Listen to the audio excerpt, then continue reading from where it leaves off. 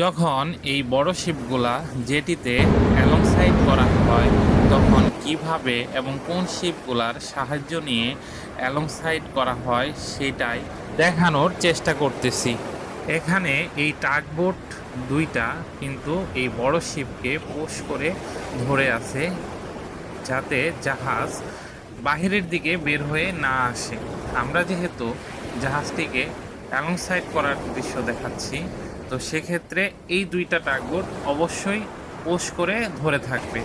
আর এই টাগবোটের ইঞ্জিন কিন্তু হেভি পাওয়ার, এরা যদি কোনো ভুল করে বসে তাহলে কিন্তু বিপদ হওয়ার সম্ভাবনা থাকে। তারপর আমি যদি জুম করে দেখানোর চেষ্টা করি, দেখবেন শিপের ক্রুরা এখানে কিন্তু কিছু কাজ করতেছে।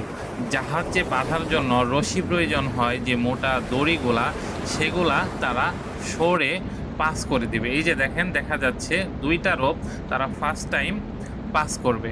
এই দুইটা রোপ পুরা জাহাজকে পিছনের অংশে হোল্ড করে রাখবে।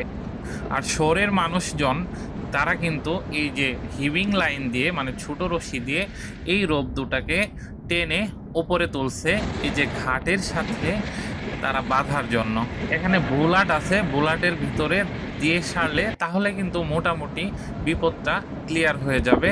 আই মিন জাহাজ অ্যালংসাইড করতে তখন অনেকটা সহজ হয়ে যাবে। টাগবোটগুলা কিন্তু স্টিল পোষ করে ধরে আছে। এখানে কিন্তু অনেক রোপ লাগে, সেই জন্য রোপগুলা লুজ পজিশনে দেওয়া আছে যাতে তাদের টানতে বা ওইখানে বোলাটে রাখতে ইজি হয়। তো এখানে যখন এই ফার্স্ট দুইটা লাইন যখন পোর্টের সাথে অ্যাডজাস্ট বা কানেক্ট করা হয়ে গেছে, তখন কিন্তু শিপ এখন নিরাপদ, আর ভয় নেই।